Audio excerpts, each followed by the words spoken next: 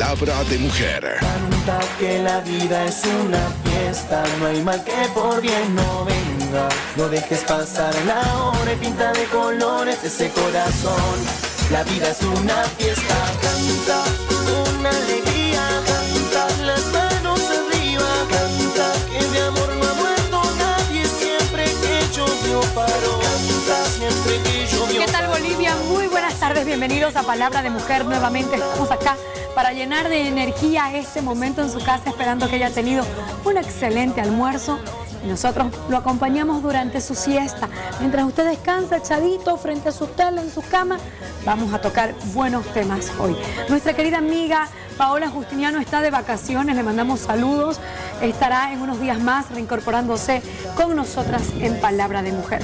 ¿Cómo han estado ustedes, chicas? Hoy he estado pensando mucho en Paola estos días y yo creo que aún estando de vacaciones, ella no está desaprovechando el tiempo para ponerles responsabilidades a su hija. Sí. ¿Qué decís vos? No, yo creo que sí. Te lo juro que este programa me he venido pensando tanto en Paola como en Alexia. En Paola porque digo, Paola debe estar poniéndole responsabilidades a su hija aún en vacaciones, y Alexia debería traerse una libretita para anotar las responsabilidades según la edad que debemos darles a nuestros hijos, para no tener hijos perezosos, para no tener hijos que no colaboran, para no tener hijos que de repente el día de mañana quieren ser atendidos y no quieren colaborar con lo que es la responsabilidad del hogar y la responsabilidad de la familia también, ¿no? Sabemos que hemos tenido en varios de nuestros programas la presencia de psicopedagogos y psicólogos especialistas precisamente en tratar niños, ¿no? Y muchos de ellos nos han dicho que el éxito para tener hijos exitosos es no darles todo, que no les resulte todo tan fácil, que a veces los papás que somos extremadamente protectores de nuestros hijos y les brindamos una facilidad increíble, que lo que piden o lo que ven sus ojos se lo ponemos encima de la mesa. Lamentablemente estamos criando adultos que no van a saber afrontar la vida real de adulto, por así decirlo. Lo que es la solución de problemas, ¿no? Exactamente, y crearles responsabilidades pequeñas a determinada edad nos va a ayudar no solamente al futuro a saber llevar tareas más grandes y desempeñarse en un trabajo, sino también a ser personas que sepan que lo que se lo tiene porque se trabaja duro, porque es fruto del esfuerzo, porque es la ganancia de tu trabajo, ¿no? Es que todo se hace un hábito, ¿no? Porque si le enseñas a un niño desde cierta edad a tener ciertas responsabilidades con los juguetes, con su cuarto, con las tareas, cuando sea un adulto, un joven o esté en un trabajo, va a ser fácil. O sea, no es una obligación y no es un esfuerzo ser responsable con lo que tenés. Mira, yo creo que Alexia ha dado, como se dice, en el clavo. Y esto nos lo van a decir nuestras invitadas que tenemos hoy. Porque muchas veces nosotros como papás decimos, ay no, es que está muy chiquitito para darle responsabilidades. El simple hecho de que el juguete que sacó lo guarde, o decirle, tráeme mi zapato, o llévale esto a tu papá, o entregarle esto a tu mamá, ya es estar dándole responsabilidades. Es por eso que quiero invitar a dos grandes mujeres a que formen parte de esta conversación con nosotras. La licenciada Constanza Arata, ella es psicopedagoga, ha estado en algún programa anterior acompañándonos con su valiosa opinión, y Alejandra Martínez, mamá de una niña de 4 años, quien también estará desde su percepción dándonos algunos tips para ayudarnos a fomentar la responsabilidad en nuestros hijos acorde a su edad. Bueno, bienvenida Constanza, bienvenida Alejandra. Antes que nada, contanos por favor, ¿tenés una hijita? Sí, una hijita de 4 años, Candelaria.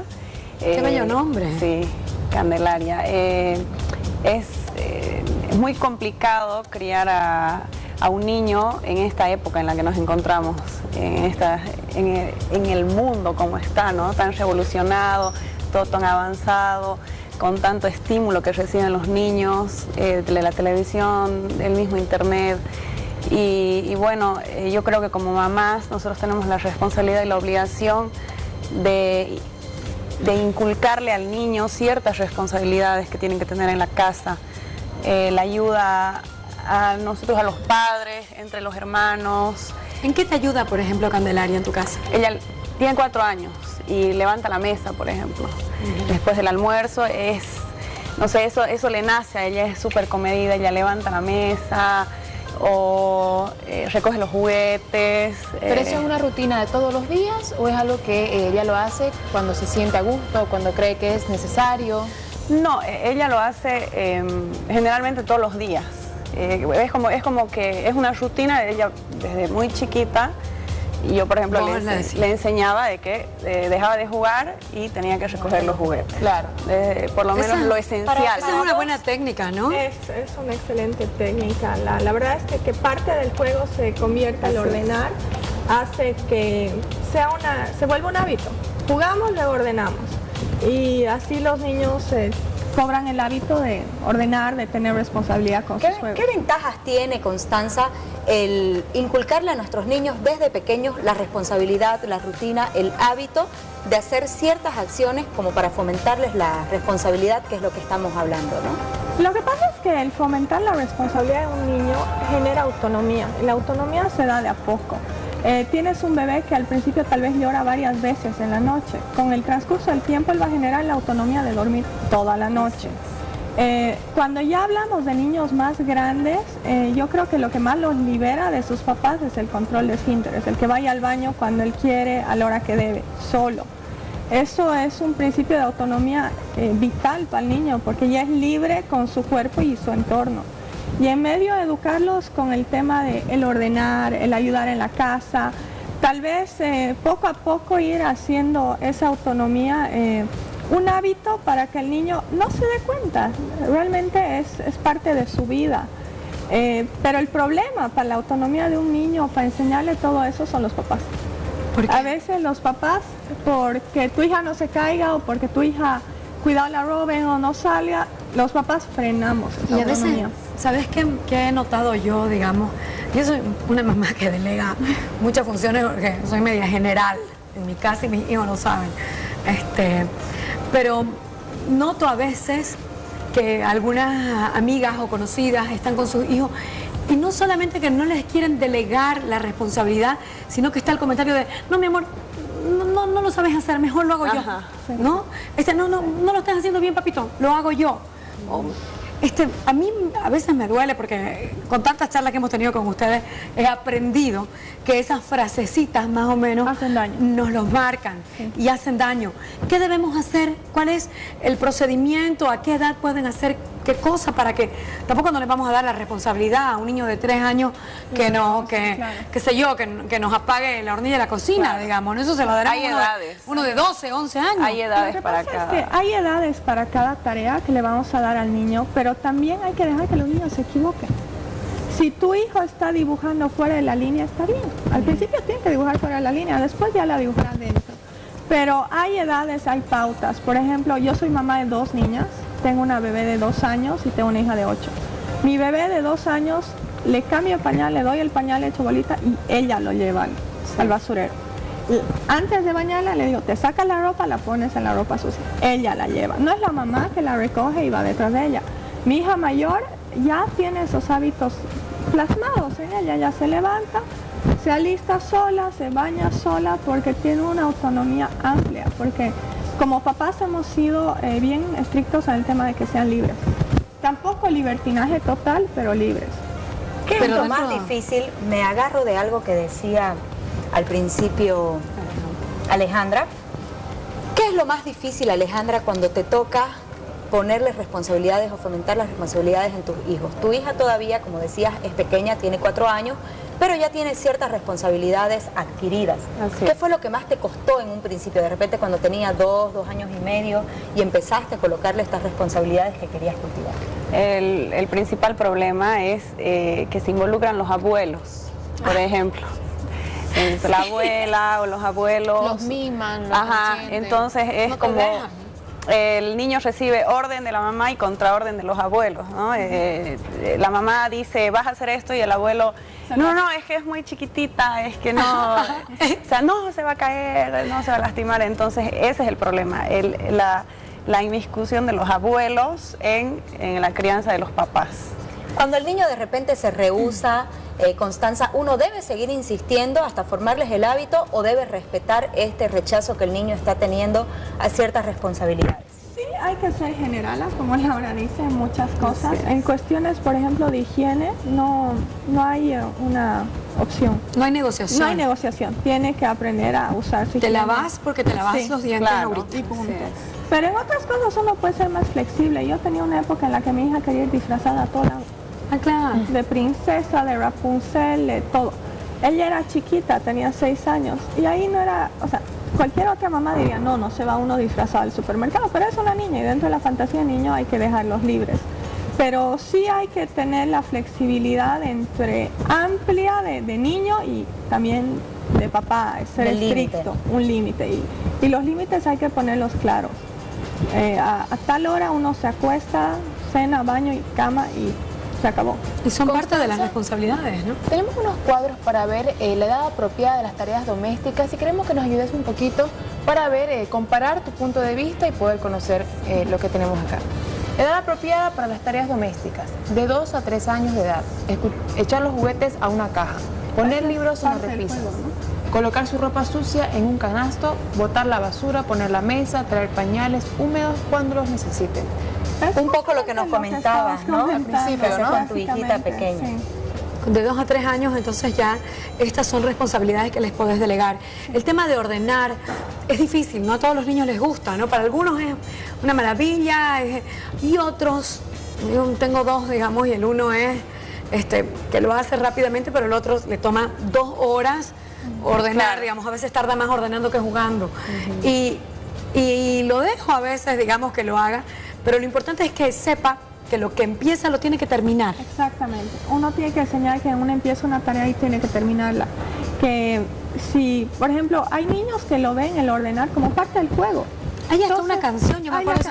A guardar cosas en su lugar. Es mucho más fácil si utilizamos canciones o lo hacemos de manera didáctica, se vuelve más liviana la tarea.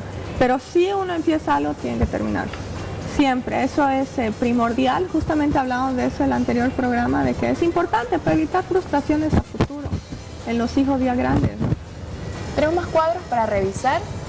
De 4 a 5 años de edad, alimentar las mascotas, limpiar derrames líquidos, ordenar su cama, regar las plantas, preparar bocadillos simples, limpiar la mesa de la cocina.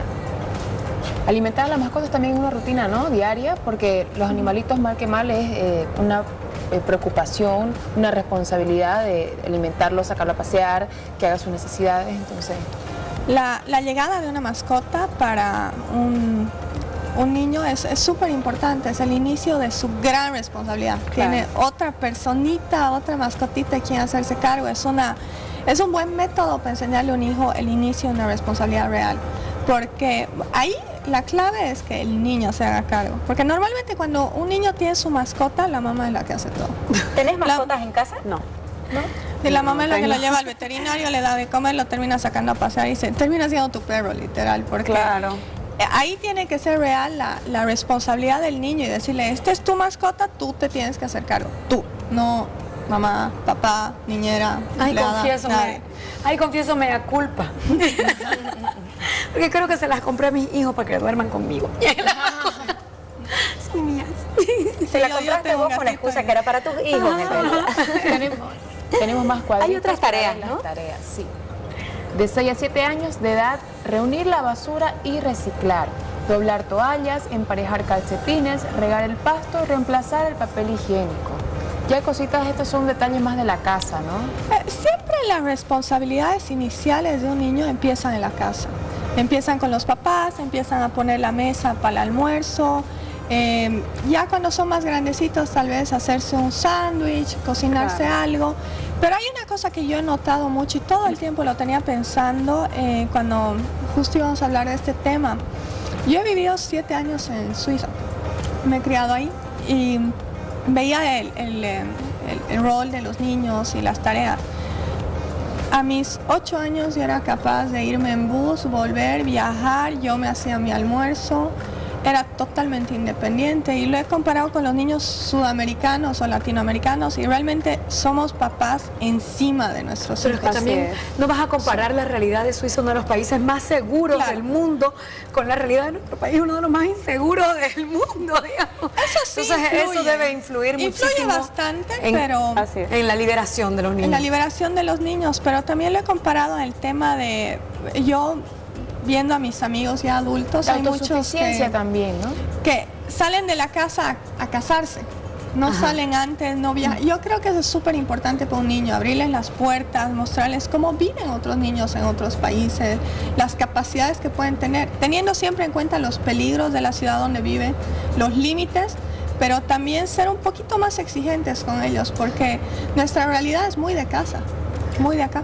Pero también cuando tenés posibilidades de hacerlo y cuando tenés los recursos para hacerlo, pero si no tenés, podés optar por otras cosas. Por ejemplo, tenemos un país bendecido con campos, un país bendecido con lugares donde podés llevarlos a los chicos y conocer cómo se viven los pueblos, por ejemplo, claro, donde realmente no tenés fácil acceso a internet, no tenés televisión por cable, no tenés, y muchas de las tareas que se hacen, por ejemplo, en las poblaciones cercanas a las ciudades principales, son otras, desde acarrear el agua en un balde para las tareas de la casa, ¿no?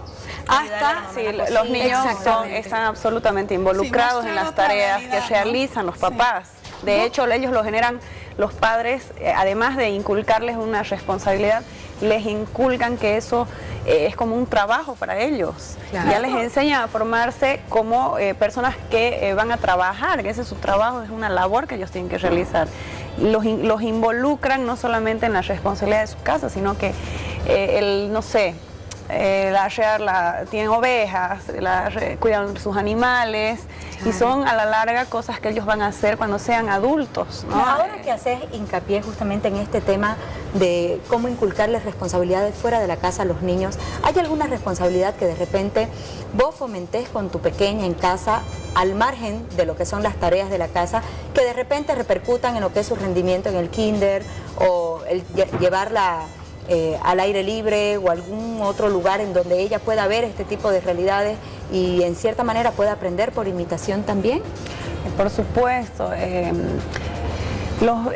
Por ejemplo, el hecho de hacer las tareas del colegio, las tareas que les dan en el kinder, por lo menos aquí en Santa Cruz hay kinder o colegios donde a la edad que tiene mi hija, que es 4 años, ya les enseñan, les dan ciertas responsabilidades. Ellos tienen que generar un método, exacto, generan un método a esa edad donde ella tiene que sentarse y hacer su tarea. Entonces ella es consciente y tiene que entender de que si ella no cumplió con su rutina de hacer su tarea a tal hora, al otro día va a ir al colegio y la profesora, la profesora la va a reprender, o no sé, yo le digo a ella, ¿no? Tus compañeros se van a hacer la burla, Candelaria, porque no hiciste la tarea. Entonces ella se preocupa. Constanza, hablando precisamente de eso, de las tareas del colegio, ¿hasta qué punto los papás podemos ayudar y no convertirnos en esos papás que se preocupan desde si el niño en los WhatsApp de las mamás de los cursos generalmente, ¿saben qué trajeron de tarea hoy? Más o menos, ¿no? Son las mamás más preocupadas que los hijos. ¿Hasta qué punto está permitido la intervención de los padres? Bueno, yo creo que está permitido que compres el material y ahí se acaba. Que ellos lo hagan. Yo soy mamá de WhatsApp de curso y cada 5 minutos sale, ¿y qué van a hacer y cómo? Yo no tengo idea, yo compro la cartulina, me han invitado a la carpicola. Me encanta, porque sabes vos que incluso hay colegios en los cuales la tarea depende del ritmo de aprendizaje que va el niño, ¿no? Hay niños que están más adelantados, entonces de repente no llevaron tarea a la casa y en el WhatsApp dicen, hay tal cosa de tarea. No es su tarea. Me ha ocurrido ver, digamos, algunos casos, no, pero ¿cómo? Vos me dijiste que no tenías tarea. Y era que efectivamente el niño no llevó tarea porque estaba más adelantado. Claro, yo creo que hay que limitarse a que ellos usen su creatividad, la habilidad y que recuerden lo que han hecho. Yo, por ejemplo, mi hija va a un colegio en francés. La ayudo en lo que puedo, pero después la dejo a su libertad. Cuando hizo los trabajos de Bolivia, por ejemplo, le dije, mira, tú descubrí el país sola, tú hazlo sola. Y realmente fue bien lindo porque era, creo, 14 de febrero, no estoy segura, y me dijo, es el Día Nacional de tal departamento. O sea, se quedó el aprendizaje. Después se hizo otros trabajos de los libertadores y ella jugaba las espaditas siendo una libertadora. Entonces ahí te das cuenta que ella lo ha asimilado, y si uno deja que lo hacen a su manera y no a la tuya. Y es su responsabilidad, ¿no? Porque ya tu responsabilidad pasó hace 20 años. Tenemos un sondeo donde le preguntamos a las personas cómo fomentan la responsabilidad en sus hijos. Palabra de mujer. Que recojan sus tacitas, sus platos después de comer, que lleven a la cocina, ¿no? después que almuercen, duerman unos 10 o 20 minutos y luego hagan las tareas. Uno le manda a que rincone, a que acomoden sus zapatos, laven sus mediecitas, eso es lo que se les enseña, ¿no? Para que ellos sean responsables desde ahí. Lo doméstico es en ayudar a la mamá en la cocina, pues en la limpieza. Darles obligaciones, ¿no? Para que, digamos, que acomoden su cuarto, ¿no? Que barran, que limpien alguna cosa, o la mesa, ¿no? El comedor para tomar el desayuno, que alguien se encargue de limpiar la mesita, otro de lavar los vasitos. Como ayudar a la casa, a su mamá, que colaboren con el aseo de la casa. Que hagan sus deberes, que colaboren en la cocina, hacen en su dormitorio. No, eso sí, para que empiecen a tener ya esa responsabilidad y sepan lo que es el trabajo en la casa y un lugar para cada cosa y cada cosa en su lugar. Palabra de mujer. La verdad que tenés de a poco, ¿no? Responsabilidades. ¿Sabes qué? Alejandra tocaba un tema interesante cuando empezó a charlar, de que actualmente vivimos en una sociedad donde nuestros hijos prácticamente lo tienen todo fácil. Si no tienen tele, tienen internet, tienen el celular, tienen el YouTube, tienen las redes sociales y la ayuda de la tecnología ahí en la palma de las manos. Y es muy difícil para los papás desafiar este tipo de información que los bombardea con imágenes tan brillantes, tan hermosas, tan llenas de color. ¿Cómo hacemos? ¿Cómo hacemos para incorporar estas redes sociales y esta tecnología de la que no los podemos separar a sus responsabilidades? Bueno, yo personalmente en mi casa, mis hijas no hacen mucho uso, pero en mi trabajo me han pedido mucho el tema de cómo manejar las redes sociales con los hijos. Y hay aplicaciones que son familiares, que fomentan mucho la comunicación en familia, fotos familiares. Entonces, aconsejo siempre que hagan uso de la tecnología, pero de manera más integradora con la familia, más didáctica. Que no estén todos en su mundo con su celular. Es súper importante que se integren, por ejemplo, poner reglas en la casa simples, que a la hora del almuerzo no hay celulares. Así es. Se habla, se comunica uno, que hayan espacios de esparcimiento de la familia en el que se comparta. Es parte de las responsabilidades que le dejamos a nuestros hijos, el definirles un tiempo de uso, tanto de los juegos de video, de televisión, Xbox, de todo, y todas esas cositas.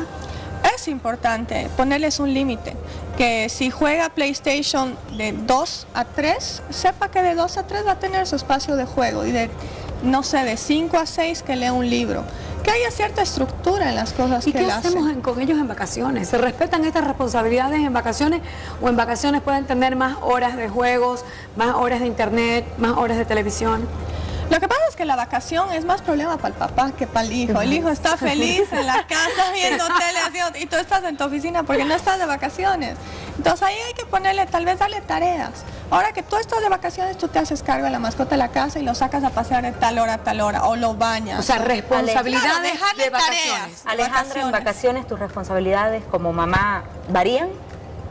¿Las responsabilidades que exigías a Candelaria? Sí, porque no tanto las responsabilidades que le exijo a ella, sino las mías, porque claro, me ocupa mucho más tiempo. Todo tu horario. Todo el horario, ya no hay que, ya toda la tarde la tienen libre, entonces yo opto por una actividad fuera del colegio, en vacación, no sé, ballet, piano, lo que sea, que la pueda tener distraída también, ¿no? ¿En qué te ayuda el incluirle un tipo de esta responsabilidad extracurricular, si queremos llamarlo así? Que ella adquiere un poco más de conocimiento, se envuelve en otro ambiente, conoce algo más, aprende algo fuera del colegio, como que tiene un respiro también de lo que es el kinder. Bueno, tomando en cuenta que mi hija tiene 4 años, digamos, ¿no? Claro. Tampoco es que tiene un estrés en el kinder brutal, pero yo creo que estas actividades que se incluyen para las vacaciones, que creo que son las que todos los papás toman al final, la opción que toman todos los papás, por un tema de trabajo, son muy buenas para los chicos, son al final muy yo creo útiles. Que eso te lleva a que en algún momento de tu vida tu hija que vaya a ser adulta va a aprovechar su tiempo libre en algo que ella vea productivo, en algo que ella pueda aprender, pueda crecer como persona. Entonces, es importante, no te digo llenarla de actividades, pero algo nuevo que ella pueda conocer.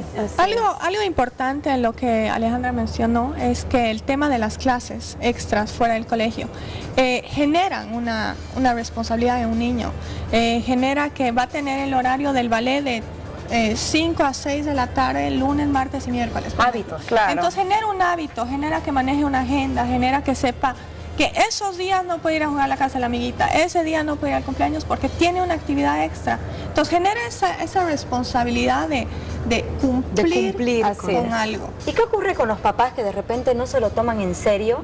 Y así como vos decís que esos días no puede hacer tal cosa porque tiene esta actividad, dicen, ay no, pero que se falte hoy día y que, o sea, que vaya al cumpleaños. Le genera irresponsabilidad. ¿Estás trabajando también responsabilidades o qué estás generando vos como papá? En el tema de ser papá, todo se basa en el ejemplo. Exacto. Si yo le digo a mi hija, hoy día vas al cumpleaños y dejas el ballet, le estás enseñando a que uno renuncie a una responsabilidad por una diversión. Exacto. Y eso está mal, y eso hay que fomentar. Mucho el ejemplo de los padres hacen los hijos. Y eso es una responsabilidad inmensa. Y a veces uno tiene que decir, bueno, hoy día nadie come postre y te mueres la boca y no comes postre porque tu hija no coma postre. O no salimos porque la castigaron a la mayor y se fregaron todos y no salen. Ese tipo de cosas es bien difícil como papás, porque ya somos adultos, ya estamos educados, ya tenemos una vida, ya todo, pero tenemos que... queremos optar por nuestro libre albedrío. Queremos un respiro a veces de nuestros hijos, porque nunca tenemos vacaciones de ellos. Pero... Revisemos tenemos cuadritos para ver las responsabilidades de los niños. Dice de 8 a 9 años de edad, sacudir sus muebles, pasear al perro, recoger y limpiar la mesa, doblar la ropa limpia, hacer huevos revueltos. Tenemos uno más. De 10 a 11 años de edad, limpiar los baños, el aseo de la cocina, traer correspondencia, remiendos simples y pegar botones.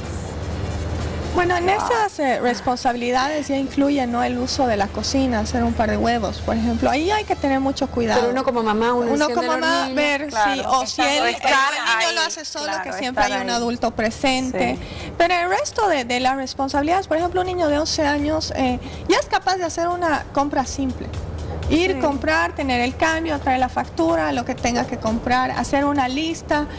Por ejemplo, si uno va al supermercado, darle la lista al supermercado y decirle, mira, yo necesito huevos, aceite, harina, ve y busca y me lo traes y nos vemos en la caja, por ejemplo. ¿Qué opinas sobre el tema de darle al niño, por ejemplo, la mesada? ¿Y a partir de qué edad? O sea, darle... no sé, al mes. Que aprenda a administrar su dinero, exactamente. O que trabaje por él también, claro. Que aprenda. Si tú recoges la basura 3 veces esta semana, te doy 20 pesos, por ejemplo. Que hay un valor agregado al dinero. Claro. Que su mesada no sea por ser hijo, sino por hacer algo. Eso es mucho más importante, yo creo, porque en la vida no es una gratis. Claro. A veces te pasa que le das la mesada y quedan cortos a principio de mes y terminas dando más, digamos, ¿no? Claro, ahí tienen que aprender a administrarla y tal vez tú explicarle, mira, si tienes una mesada por semana tanto debes gastar y debe haber un margen de ahorro para que te alcance. Y si se te acaba, se te acabó. Constanza, para ir cerrando, yo quiero que recalques a los papás que nos ven, ¿por qué es tan importante delegarles responsabilidades a nuestros hijos desde chicos? ¿Qué adultos estamos criando al hacer esto? Adultos responsables, autónomos, independientes. Eso es súper importante, darles autoestima, darles seguridad y darles... la autonomía cuesta más al papá, como decía, pero al final tienes un adulto libre, y responsable e independiente, que sabe manejar sus finanzas, que sabe tener una casa limpia, que sabes que va a ser una buena, en caso de un hombre, un buen padre de familia, una mamá responsable, que también te ahorra muchas preocupaciones, ¿no? De que si tu hijo se va a otro país, va a estar bien. Lo has criado bien, sabe sus tareas, sabe sus responsabilidades, sabe manejarse en otra casa. Eso es súper importante. ¿Algunos tips, Alejandra, para fomentar la responsabilidad de nuestros hijos? El principal, yo creo que tiene que haber un castigo y una recompensa. Si el niño no cumple con las tareas, tiene que haber un castigo. El niño tiene que sentir que tiene que cumplir con su responsabilidad y que si no lo hizo, falló y algo se le va a quitar. Claro, no llenar los décimos. Exactamente. Y otra cosa, al igual que cuando cumplan con sus actividades, poder recompensarlos también, ¿no? Es importante alentarlos positivamente, fomentar sus cualidades, decirles qué bien, lo hiciste bien, alentarlos y también recompensarlos, como ella dice, tiene que haber un castigo y una recompensa, pero de acuerdo a la tarea. Tú no lo puedes reñir mucho por algo pequeño, pero tiene que ser de acuerdo al hecho. Y dejar que se equivoquen. Muchos papás tapamos esas pequeñas equivocaciones por su bien. Pero en realidad uno está haciendo mal. Tenemos que dejar que se caigan para que aprendan a caminar. Tenemos que dejar que se caigan en la bicicleta para que la manejen. Y todo en la vida es con equivocaciones, con buenos tropezones. Equivocándose uno aprende. Muchísimas gracias a Alejandra Martínez, mamá de familia, y a Constanza Arata, psicopedagoga, que nos han ayudado con este tema de delegar responsabilidades a nuestros hijos para criarlos como mejores adultos, padres de familia. Muchas gracias, chicas, por habernos acompañado. Gracias a ustedes. Hacemos una pausa y ya regresamos con más acá en Palabra de Mujer. No hay mal que por bien no venga. No dejes pasar la hora y pinta de colores ese corazón. No dejes pasar la hora. Cuando la fiebre empieza a atacar nuestro cuerpo, ya es un síntoma de alarma. ¿No les ha pasado a veces de que están a medianoche y el bebé se acerca con temblores, con escalofríos, y lo tocamos y de repente fiebre?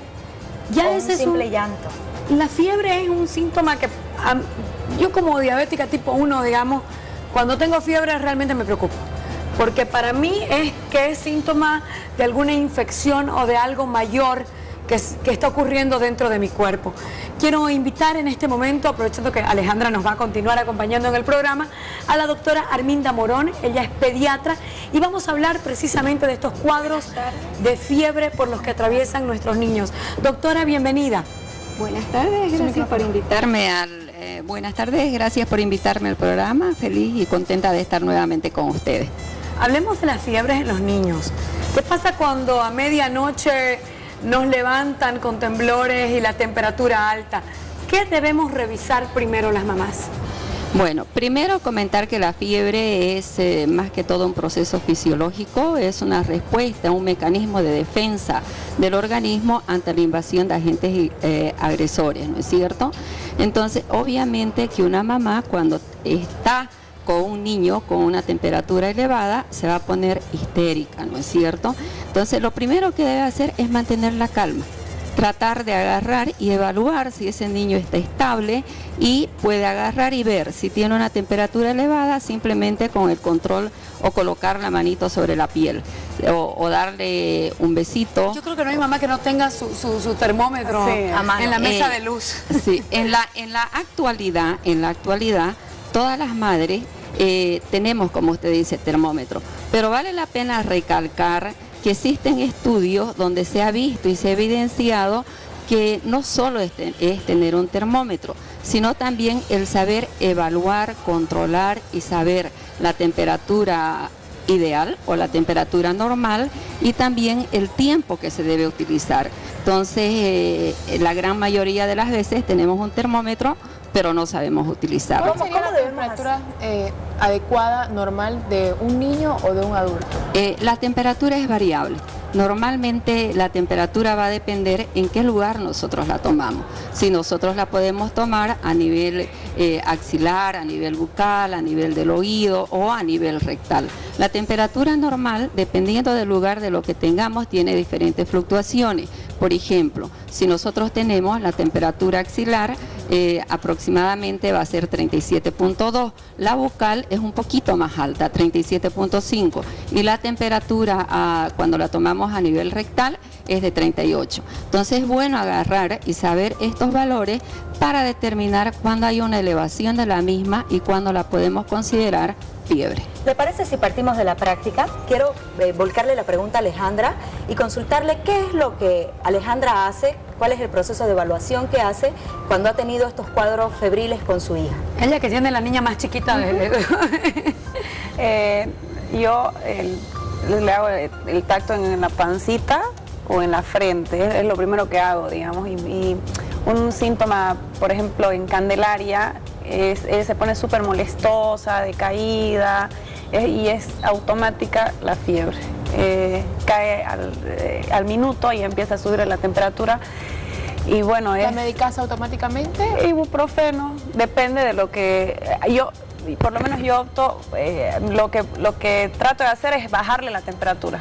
¿Por método natural o a través de medicamentos? Primero le doy un ibuprofeno y lo primero que hago es eso. Ya una vez que la fiebre baja, ya acudo al médico y bueno, para saber la causa de la fiebre. Doctora, a mí la escucho a Candelaria y me acuerdo de esos años, cuando mis hijos eran todavía chiquitos y no se manifestaban, pues, ¿no? Porque, y realmente me acuerdo que cuando son bebés, uno se desespera.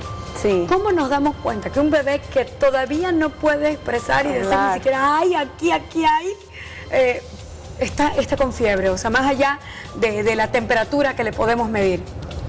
Más allá de la temperatura táctil, lo importante es ver la actitud del niño. Cuando el niño está con fiebre, él cambia de actitud. Entonces un niño que normalmente juega, que normalmente sonríe, dependiendo de la edad, él va perdiendo, va entrando en un estado, vamos a decir, más lento, ¿no es cierto? Entonces de decaimiento, comienza a llorar, a estar un poco más irritable e inmediatamente el color de la piel va cambiando. Se pone un poquito sonrosadito en la carita, los ojitos se hacen más brillantes y ahí nosotros nos vamos a dar cuenta principalmente cuando el niño llora, no quiere comer, no quiere mamar. Son los primeros síntomas que nosotros podemos agarrar. Ese es el proceso de evaluación al que usted hacía referencia.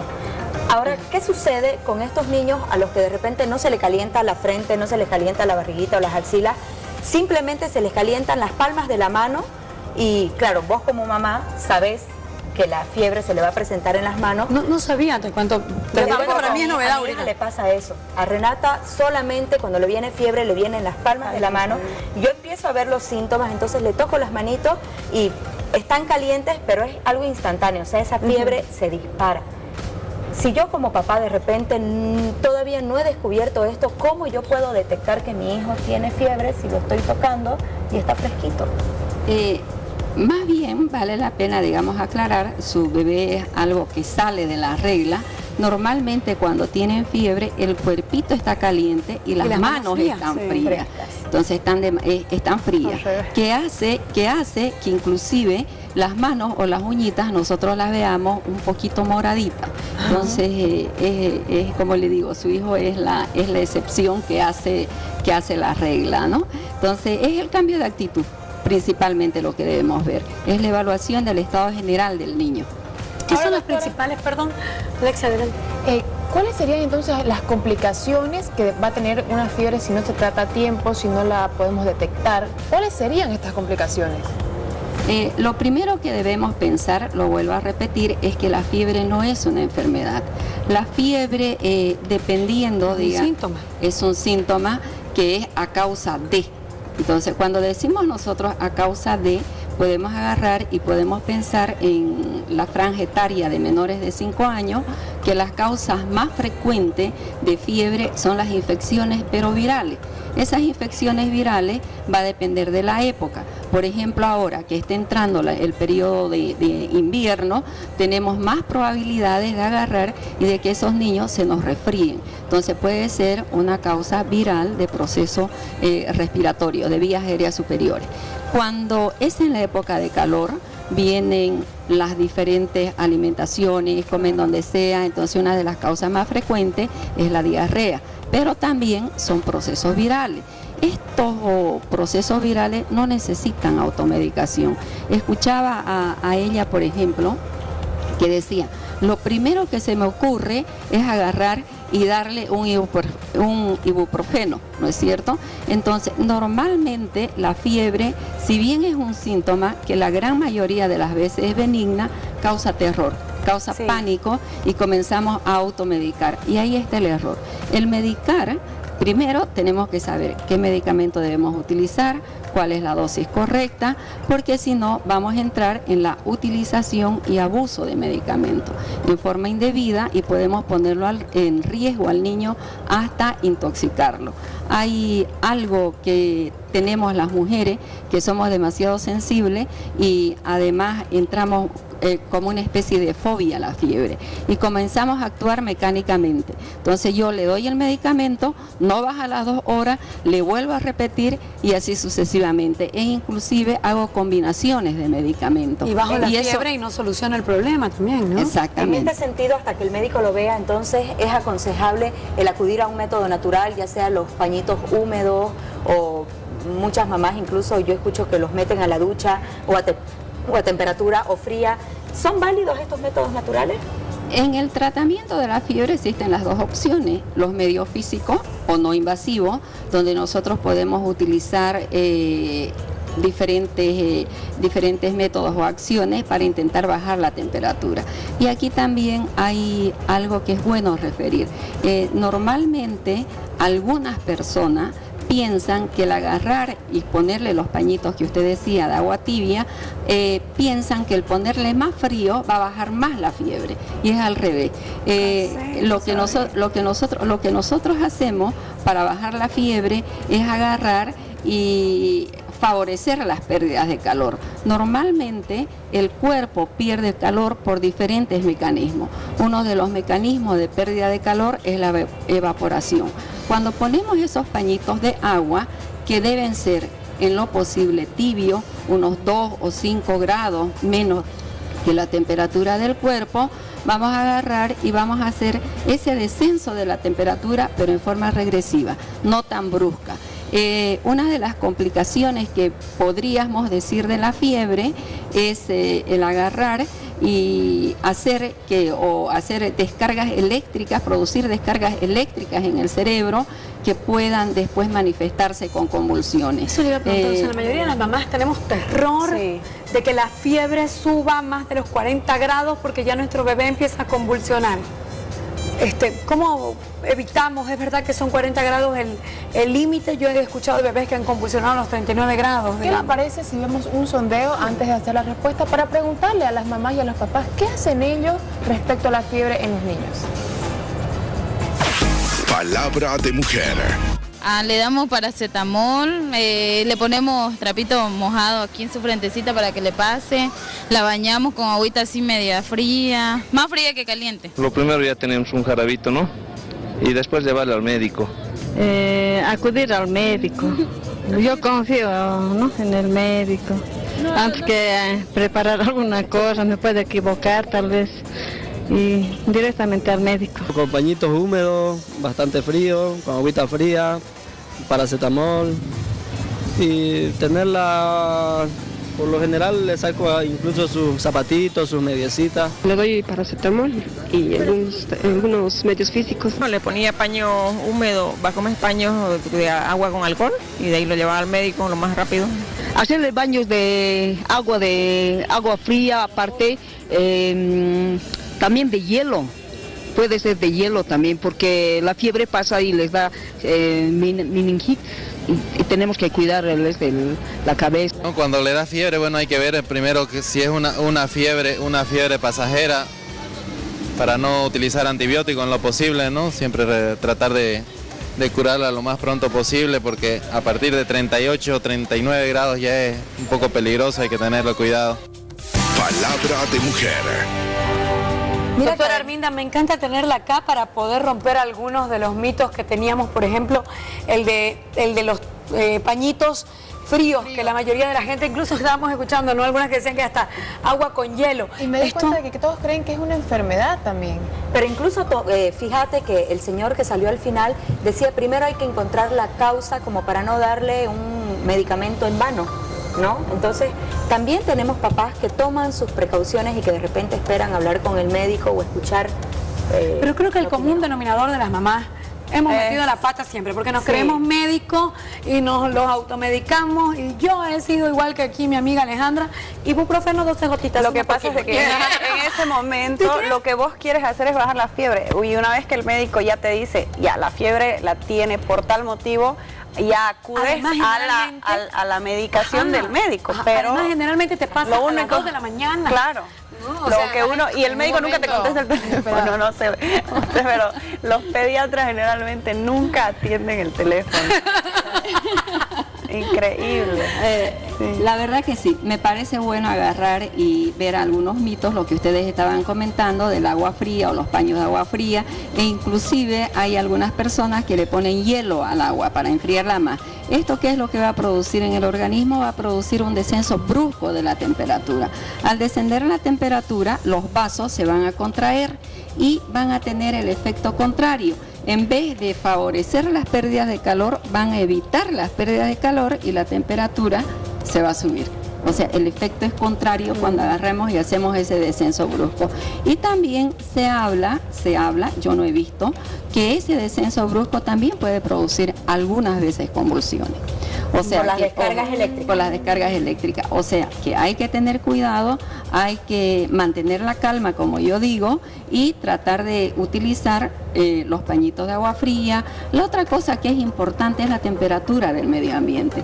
Ustedes fíjense que cuando nosotros, por ejemplo, estamos en una habitación, como es aquí, tenemos un termostato, ¿no es cierto? Claro. El termostato es el encargado de regular la temperatura.